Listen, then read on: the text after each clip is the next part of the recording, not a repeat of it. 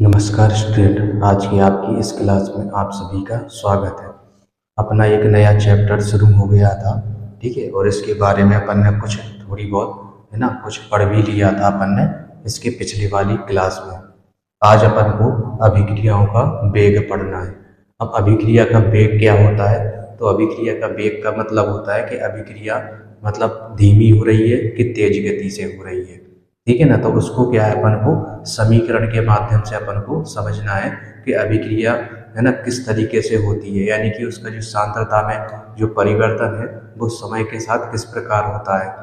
तो जैसे रासायनिक अभिक्रिया होती है, तो जैसे जैसे समय बीतता जाता है तो उसकी जो क्रिया कारक है ना, उनकी सांद्रता क्या है, कम होती जाती है, और जो उत्पाद है उसकी सांद्रता में वृद्धि होती जाती है ना। तो ये किस गति से होती है, किस प्रकार होती है, तो वही अपन को इसमें पढ़ना है, ठीक है ना। तो अभिक्रिया का वेग क्या होता है? एक ऐसी अभिक्रिया जिसमें क्या है, अभिक्रिया तीव्र गति से हो रही है, धीमी गति से हो रही है, ठीक है ना। तो उसकी गति का जो पता अपन लगाते हैं, है ना, तो उसी को ही अपन अभिक्रिया का वेग कहते हैं। अब इसमें दो प्रकार की अपन को पढ़ना है इसमें। एक तो है औसत अभिक्रिया वेग, और एक पढ़ना है अपन को तात्क्षणिक अभिक्रिया वेग। यानी कि जो अभिक्रिया हो रही है तो उसका औसत अभिक्रिया वेग कितना होगा, यानी कि जो अभिक्रिया है वो कितनी है ना गति से हो रही है, कितनी तीव्र है ना गति से हो रही है, उसके बारे में अपन को इसमें पढ़ना है। तो इसको अपन एक एग्जाम्पल और उदाहरण के साथ भी अपन पढ़ेंगे, ठीक है। तो पहले अपन देख लेते हैं कि अभिक्रिया जो है औसत अभिक्रिया ये क्या होती है। तो जो औसत अभिक्रिया है इसको अपन है ना समीकरण के रूप में जब अपन लिखेंगे इसको, है ना, व्यंजक या फॉर्मूले के रूप में, तभी अपन को ये अच्छे तरीके से समझ में आ जाएगा। तो जो अभिक्रिया होती है या जो अभिक्रिया का वेग है वो क्रिया कारक की सांद्रता के समानुपाती होता है। तो ये अपन को द्रव्यानुपाती क्रिया, जो पिछली क्लास है उसमें अपन है ना साम्यावस्था में द्रव्यानुपाती क्रिया का नियम अपन ने पढ़ा था, ठीक है। तो उसमें क्या होता है, जो अभिक्रिया का वेग है वो क्रिया कारक की सांद्रता पर के समानुपाती होता है, ठीक है ना। तो जैसे जैसे अपन अभिक्रिया जो क्रिया कारक की सांद्रता अभिक्रिया कराते हैं अपन, ठीक है ना, तो उसमें क्या होता है, जो क्रिया कारक की जो सांद्रता है वो क्या हो जाती है, कम होती जाती है, और उत्पाद की जो सांद्रता है उसमें क्या है, वृद्धि होती जाती है। इसी को अपन औसत अभिक्रिया दर या फिर है ना अभिक्रिया दर या अभिक्रिया की दर भी या अभिक्रिया का वेग भी अपन बोलते हैं। तो इसमें अपन पहले परिभाषा लिख लेते हैं कि इसकी परिभाषा क्या होती है। तो किसी अभिक्रिया के किसी अभिक्रिया के किसी अभिक्रिया के क्रिया कारकों अथवा क्रियाफलों की क्रिया कारकों या अभिकारकों लिख सकते हो आप, क्रिया कारकों,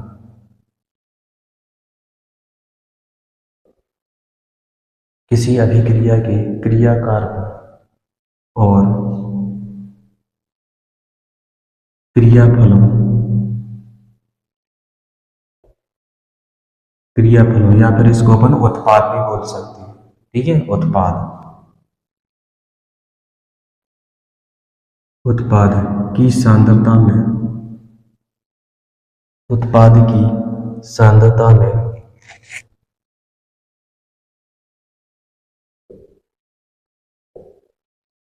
की सांद्रताओं में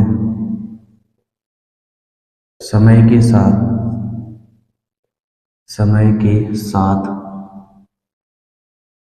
जो परिवर्तन समय के साथ जो परिवर्तन होता है जो परिवर्तन होता है समय के साथ जो परिवर्तन होता है उसे अभिक्रिया की दर होता है, उसे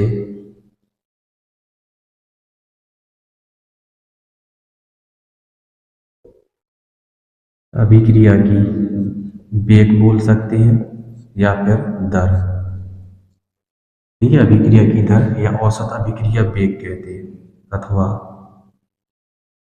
औसत अभिक्रिया वेग।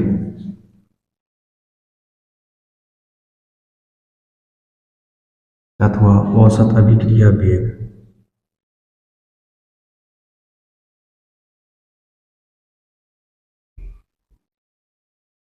औसत अभिक्रिया वेग कहते हैं।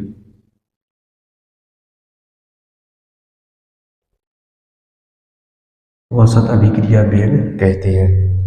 अब मान के चलो कोई दो समय है T1 और T2, ठीक है। यदि मान के चलिए दो समय है T1 और T2, उन पर अपन को यदि उसकी सांद्रताएं ज्ञात है, ठीक है, तो अपन इसको इस तरीके से लिख सकते हैं। अभिक्रिया दर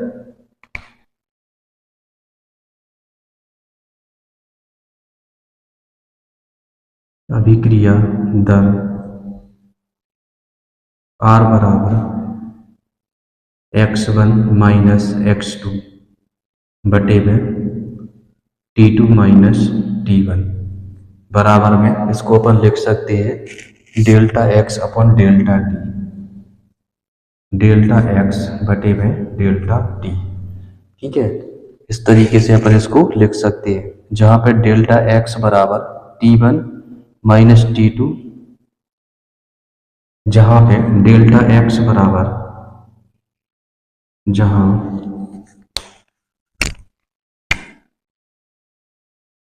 डेल्टा x बराबर x1 माइनस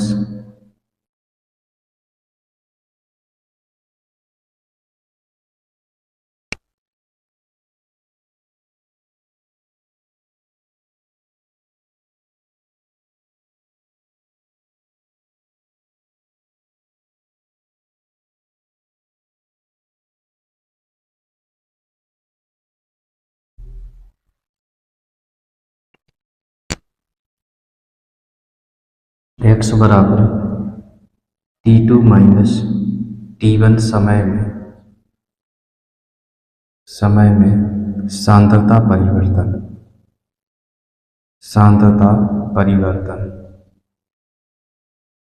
ठीक है। डेल्टा x क्या है, T2 और T1 समय में सांद्रता परिवर्तन, सांद्रता में क्या परिवर्तन हो रहा है। और डेल्टा t बराबर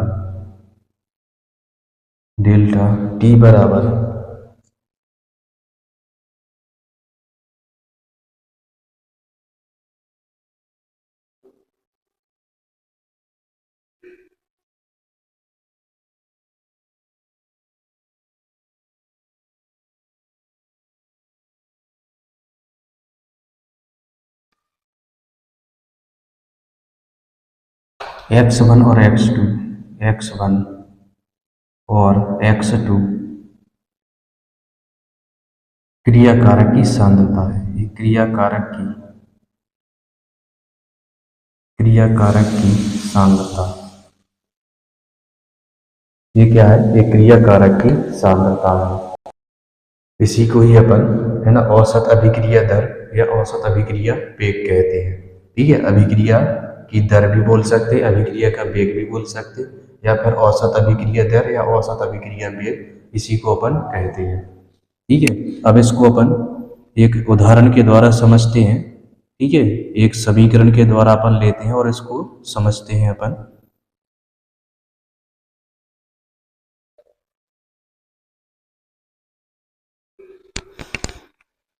इसको मैं अरेंज किए दे रहा हूँ, ठीक है। और इसके बाद इसका एक एग्जाम्पल अपन देखेंगे और एग्जाम्पल के द्वारा इसको समझेंगे। माना एक अभिक्रिया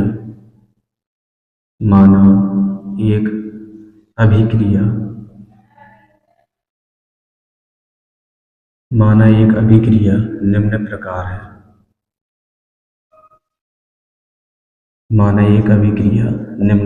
है। A plus B is equal to C plus D. ये क्या है, ये क्रिया कारक है, ये क्रियाफल या इसको उत्पाद बोल सकते हैं अपन। ये क्रियाफल है या फिर इसको उत्पाद कह सकते हैं अपन, ठीक है। तो इसकी अपन को लिखना है, इस क्रिया में A और B क्रिया करके C और D उत्पाद बनाते हैं, है ना। तो इसमें क्या है, A और B ये दोनों क्या है, क्रिया कारक है, ये आपस में क्रिया करके उत्पाद C और D बना लेते हैं।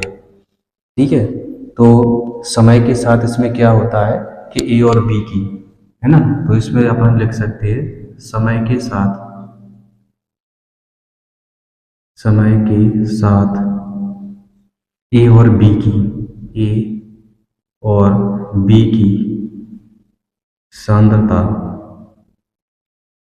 सांद्रता कम होती जाती है, कम होती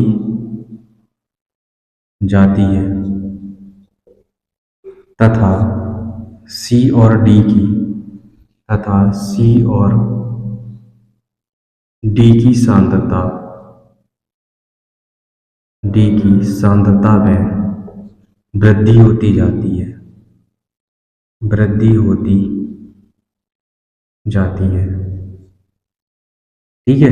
ऐसा क्यों होता है? क्योंकि जो क्रिया कारक है, ठीक है, वो समय के साथ उत्पाद में बदलने लगते हैं, इसलिए इनकी सांद्रता कम होती जाएगी दोनों की, और इनकी सांद्रता क्या है? बढ़ती जाती है। तो अभिक्रिया दर अपन इस प्रकार लिख सकते हैं इसकी, इसमें लिखेंगे अपन अभिक्रिया दर,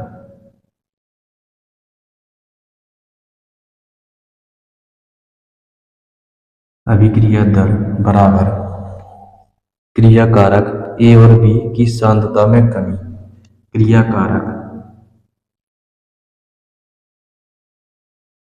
क्रिया कारक ए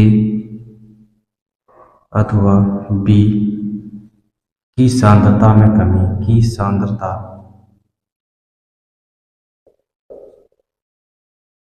सांद्रता में कमी बटे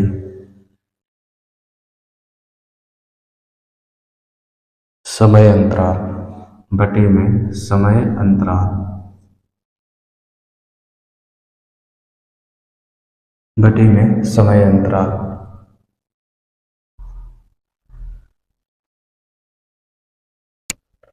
D R upon minus D R upon D T, minus delta R upon delta T, minus delta R upon delta T. ये कोष्टक लगाना अपन को, क्योंकि ये सांद्रता को दर्शाता है, ठीक है ना। ये रिएक्टेंट, आर का मतलब रिएक्टेंट, ठीक है ना।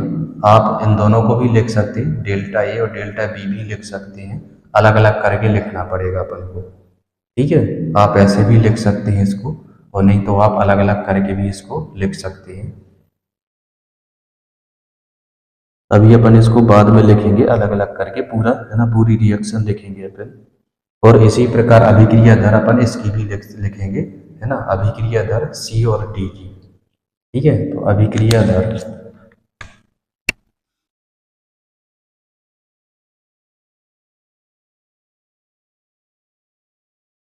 अभिक्रिया दर बराबर क्रियाफल की, क्रियाफल सी तथा डी की सांद्रता में वृद्धि, की सांद्रता में वृद्धि बटे में समय अंतराल, बटे में समय अंतराल। इसको भी इसी तरीके से अपन लिख सकते हैं, ठीक है। तो इसको यहाँ पे लिख देंगे, ठीक है, ये हो जाएगा, यहाँ पे प्लस आएगा, ठीक है। ये रिएक्टेंट क्या है, ये कम हो रहे हैं, इसलिए माइनस का चिन्ह, ठीक है। यहाँ पे क्या है, ये बढ़ रही है, मतलब इसकी सांद्रता क्या है, बढ़ रही है, तो यहाँ पे अपन लिखेंगे प्लस में, है ना, डेल्टा पी, पी मतलब प्रोडक्ट, पी का मतलब है प्रोडक्ट, पी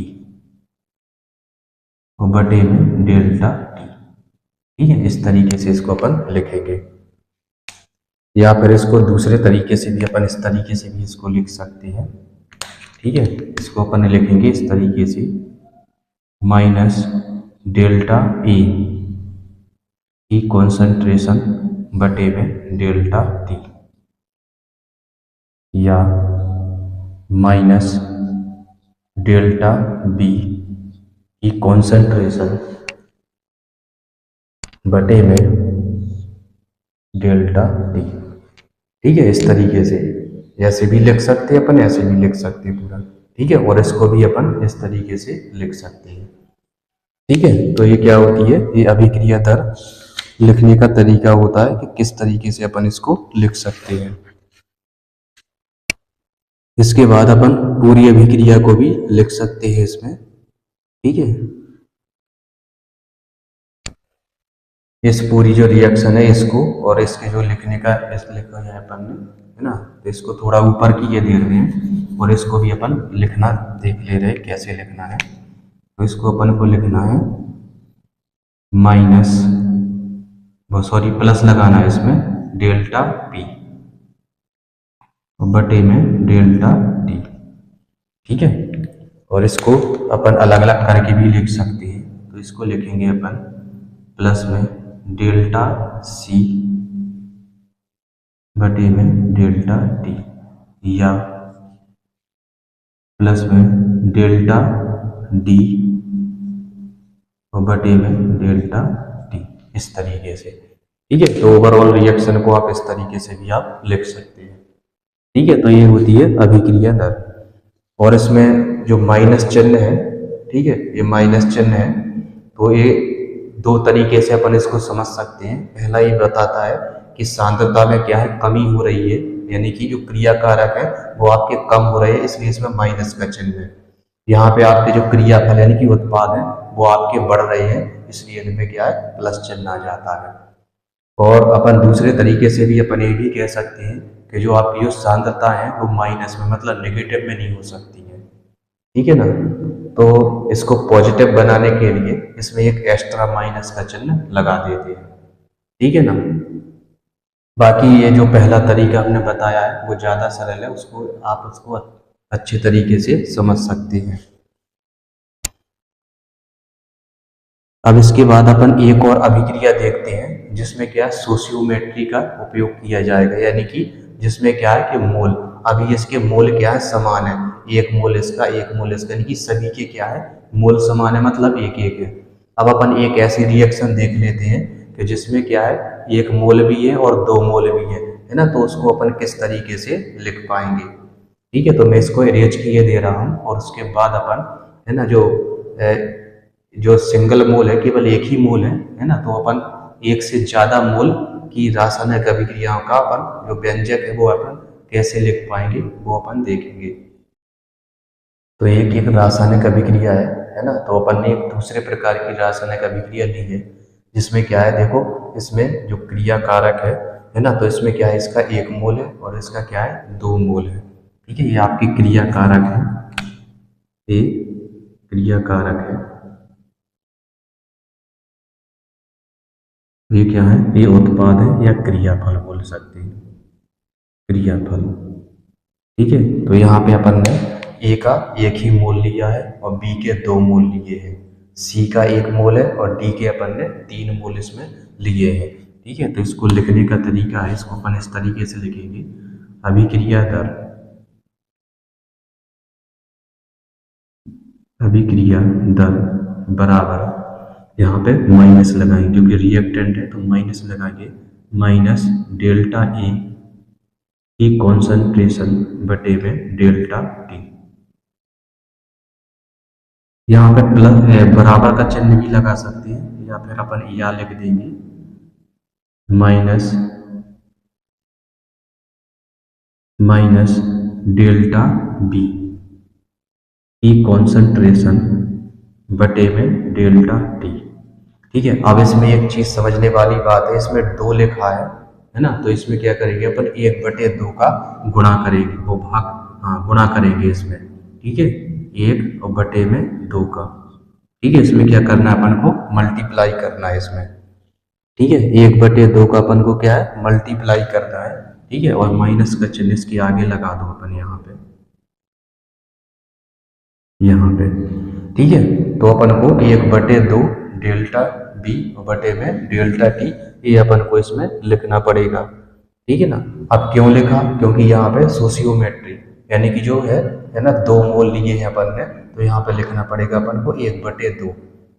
ठीक है ना, इसी प्रकार अब अपन इसके बारे में लिखेंगे, तो इसमें ये आपकी क्रियाफल है, उत्पाद है, तो इसमें प्लस आएगा, तो लिख देंगे प्लस डेल्टा सी की कॉन्सेंट्रेशन बटे में डेल्टा टी, या इसको लिखेंगे अपन तो ये आएगा प्लस में, है ना, 1/3 आएगा क्योंकि इसमें 3 मोल हैं तो लिखेंगे 1/3 डेल्टा डी,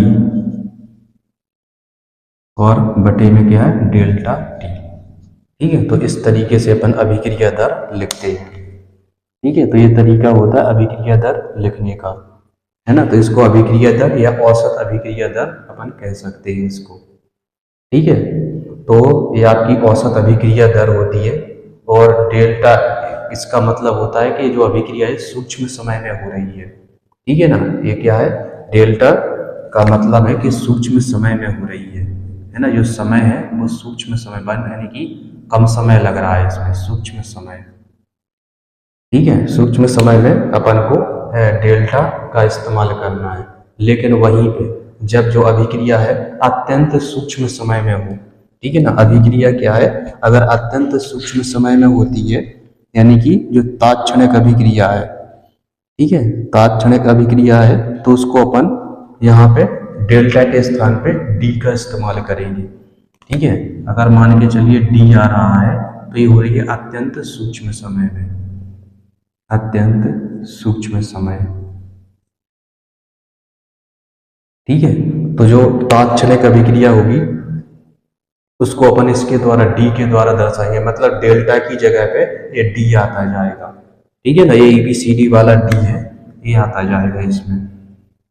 ठीक है, तो अपन को जब तात्क्षणिक अभी अपन पढ़ेंगे तो वहां पे ये डेल्टा के स्थान पे अपन डी लगाएंगे, है ना। तो डेल्टा क्या का मतलब होता है सूक्ष्म समय, और डी लग जाए तो फिर क्या होता है अत्यंत सूक्ष्म समय, यानी कि शून्य, है ना, से भी कम समय लगता है उसमें।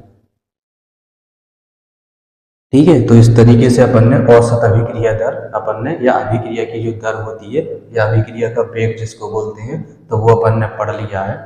अब अपन पढ़ेंगे इसके बारे में, यानी कि अत्यंत सूक्ष्म समय में, यानी कि तात्क्षणिक अभिक्रिया जो क्या है कि बहुत कम समय में हो जाती है ना, तो उसके बारे में अपन पढ़ेंगे। अब अपन को पढ़ना है तात्क्षणिक अभिक्रिया दर। तो इसमें क्या है, अपन को उसमें अपन डेल्टा का इस्तेमाल करते थे, लेकिन यहाँ पे अपन को डी का इस्तेमाल, यानी कि बहुत ही कम समय में ये अभिक्रिया हो रही है, तो इसमें अपन इसे यहाँ पे लिख लेंगे limitation delta T is equal to 0, मतलब इतना कम समय लगता है, यानी कि शून्य समय लग रहा है। ठीक है, तो इस कंडीशन में अपन delta x upon delta T की जगह पे delta x upon delta T की जगह पे अपन क्या लिख देंगे, अपन लिख देंगे इसमें delta x upon delta T लिख देंगे, और sorry D x upon D T लिख देंगे, D x upon D T ये लिख देंगे अपन। ठीक है ना, लिमिटेशन, ये लिमिटेशन है ना, डेल्टा टी, है ना, कितना सूक्ष्म समय, शून्य समय हो गया है, तो अपन है ना डेल्टा एक्स को डेल्टा एक्स और डेल्टा टी को अपन डी एक्स और डी टी से चेंज कर देंगे इसमें। ठीक है, तो इसकी जो अभिक्रिया दर है इसको अपन लिखते हैं। ठीक है, एक अभिक्रिया अपन लेते हैं, एक रासायनिक अभिक्रिया अपन लेते हैं, है ना, तो उसको अपन लिखना सीखेंगे कैसे लिखना है। तो अपन लिखेंगे NO2 प्लस में NO2CO is equal to CO2 और प्लस में NO। ठीक है, तो ये क्रिया कारक है आपके, ये उत्पाद है, बार बार नहीं लिखेंगे आपको, है ना, जानकारी हो गई है इसकी, तो इसको अपन बार बार नहीं लिखेंगे, डायरेक्ट अपन अभिक्रिया की दर लिखते हैं इसमें। ठीक है, डायरेक्ट इसमें अभिक्रिया की दर लिखते हैं, दर बराबर, या इसमें लिखेंगे अपन माइनस डी कोष्टक में NO2 बटे में dt। ठीक है, अब ये क्रिया कारक है तो अपन ने इसमें माइनस चिन्ह लगा लिया। यहाँ पे या भी लिख सकते हैं, या फिर बराबर का चिन्ह भी लगा सकते हैं, डी CO बटे में dt। अभी उत्पाद आ गए हैं तो इसमें प्लस लगाएंगे, प्लस डी CO2 की कॉन्सेंट्रेशन बटे में डी टी बराबर, इसको लिखेंगे अपन प्लस में डी एन ओ बटे में डी टी। ठीक है, तो इस तरीके से अपन तात्क्षणिक अभिक्रिया की दर लिख सकते हैं।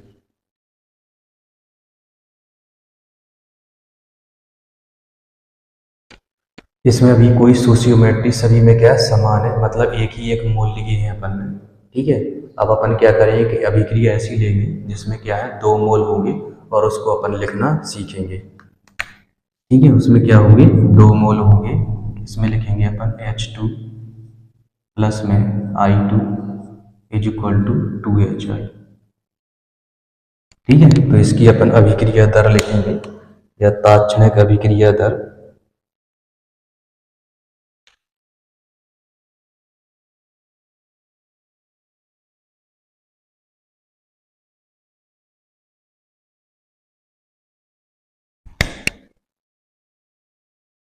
दर बराबर माइनस में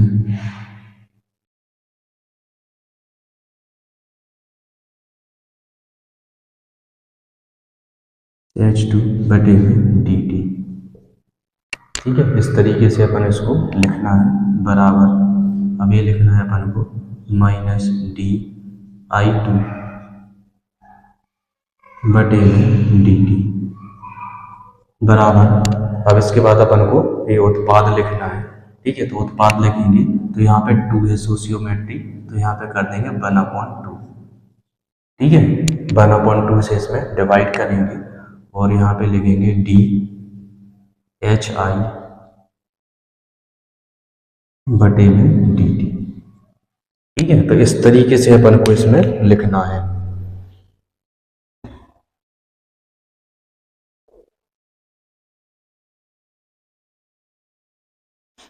ठीक है, आई होप कि आपको इस समझ में आया होगा कि अपन को इनके व्यंजक कैसे लिखना है अभिक्रियाओं के।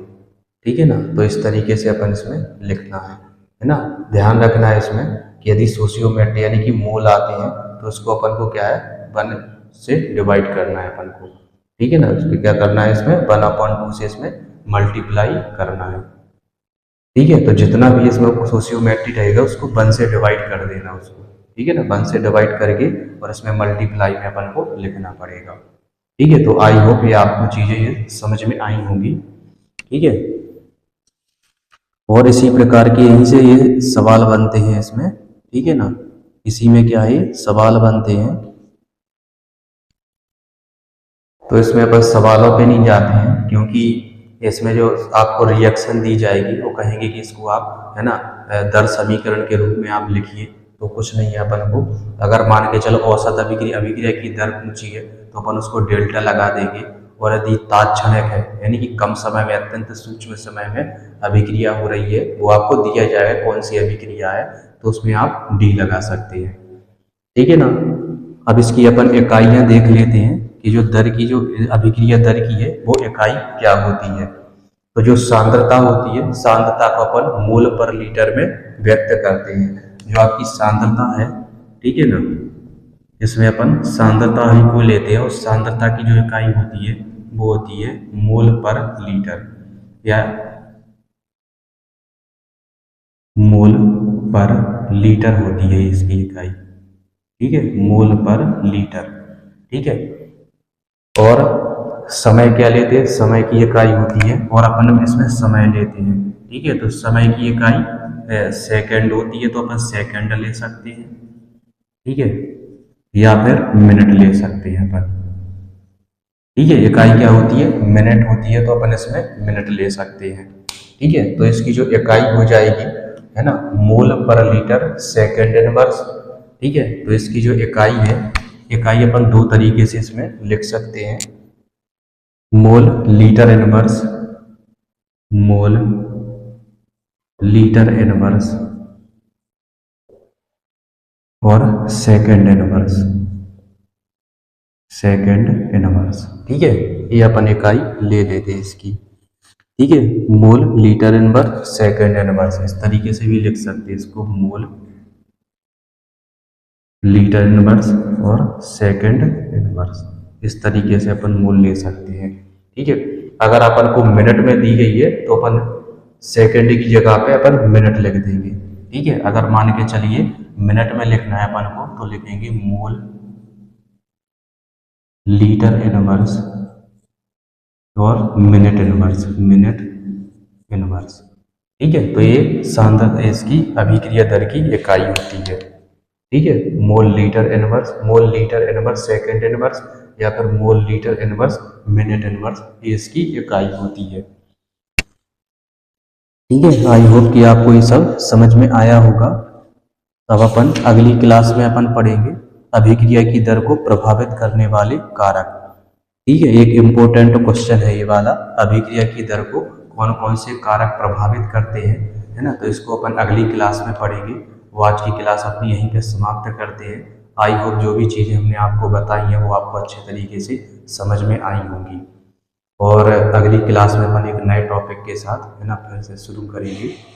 तो आज की क्लास अपनी यहीं पर समाप्त करते हैं। आप इसी प्रकार से हंसते रहिए, खेलते रहिए, मुस्कुराते रहिए, पढ़ते रहिए। वीडियो अच्छा लगे तो अपने दोस्तों के साथ जरूर शेयर कीजिए। नमस्कार।